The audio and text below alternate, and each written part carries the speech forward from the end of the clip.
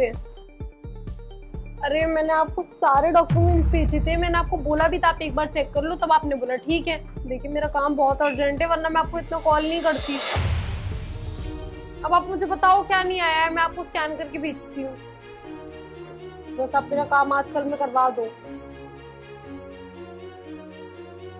Please जल्दी करवा दीजिएगा। हाँ मेम साहब, ये पैसे कितने दिए आपने? 10,000। 10,000 का ही तो हिसाब हो रहा था ना तुम्हारा। 10,000? मेम साहब आप एक बार खुद गिन लो, ये 7,000 रुपए हैं। 7,000? अरे ऐसे कैसे हो सकता है, मैंने पूरे 10,000 दिए हैं, मुझे अच्छे से याद है। मेम साहब आप कैसी बात कर रहे हो? मैं मतलब पैसे थोड़ी कम कर दूंगा आपके इतनी जल्दी। हाँ पैसे तो ये 7,000 ही हैं, पर ऐसा हो ही नहीं सकता।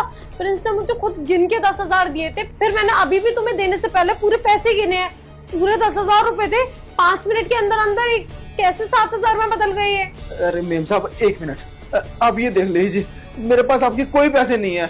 अगर आपको ऐसा लग रहा हो कि मैंने कहीं रख लिए हो, नहीं है मेरे पास। देखो मैं तुमको ये नहीं बोल रही हूँ कि तुमने चोरी की है, लेकिन अभी के अभी ऐसे कैसे 10,000 से 7,000 हो सकते हैं। वो मैं बताता हूँ ना मेम साहब, वो होता है ना कि सुबह से कोई इंसान बोलता रहता है कि ये चीज होगी ये चीज होगी, ऐसे ही आप भी 10,000 तो इस वक्त भी आपने शायद तुक्के से गिन दिए होंगे 7,000 को 10,000 रुपए। तो तुम ये पकड़ो, मैं बाकी के पैसे लेकर आती हूँ। अरे रुक जाओ दिव्या, रुक जाओ। अभी तुम मुझे 7,000 रुपए जो पकड़ा गई हो ना, ये उनको भी कम कर देगा। बता भाई बता, अपनी सच्चाई खुद ही बता दे। क्या सच्चाई बताऊं साहब जी? अब आपको भी दिक्कत हो रही तो आप भी गिन लो। 10,000 का हिसाब बन रहा है, 7,000 रुपए हम साहब दे रही हैं। फ्रेंड्स हम लोगों से ना कोई गलती हो गई है, हम दोनों ने ना गलत गिन लिया है। ये सच में 7,000 रुपए ही है, मैंने खुद अभी गिने। और ये बेचारा इतने टाइम से हमारे यहाँ दूध देने के लिए आ रहा है, ये कोई फ्रॉड तो नहीं कर सकता ना? इसने अपनी जेब भी दिखा दी मेरे को। देख, ये 1 नोट, ये 2 नोट, अरे 4, ये देख ये भी चुपके हुए हैं। नोट चिपक कैसे गए?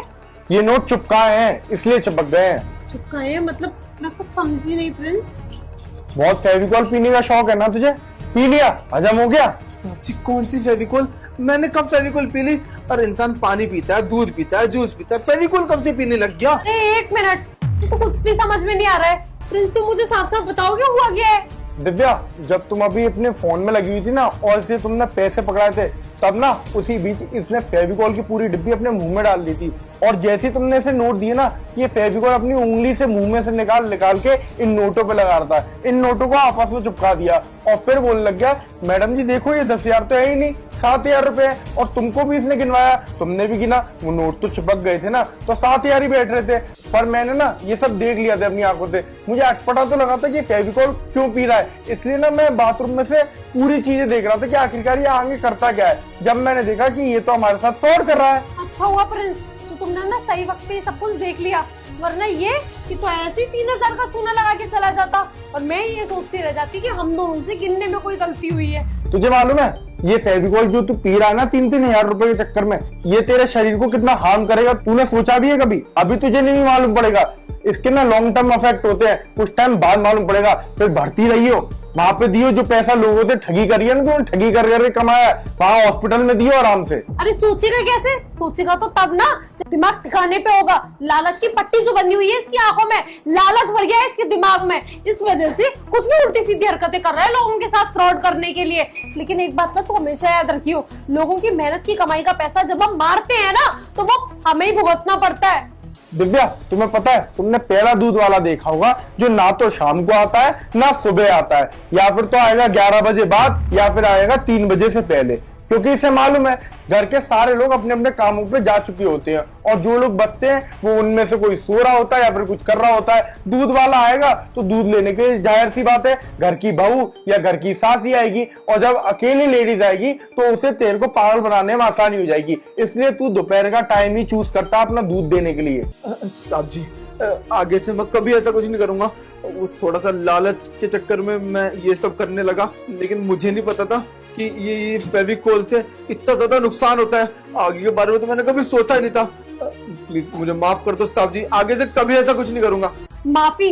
माफी उसे दी जाती है ना जिसे अपनी गलती का एहसास हो, पर तुझे तो अभी अभी एहसास इस बात का हुआ है कि इससे ना तेरी बॉडी में दिक्कत होगी। तेरे को इस चीज का एहसास अभी तक नहीं हुआ है कि किस तरीके से बाकी लोगों की मेहनत की कमाई को तू मार रहा है, जो कि और ज्यादा गलत है। अरे जो इंसान अपनी सेहत के बारे में नहीं सोच रहा, किसी और की मेहनत की कमाई के बारे में क्या ही सोचेगा।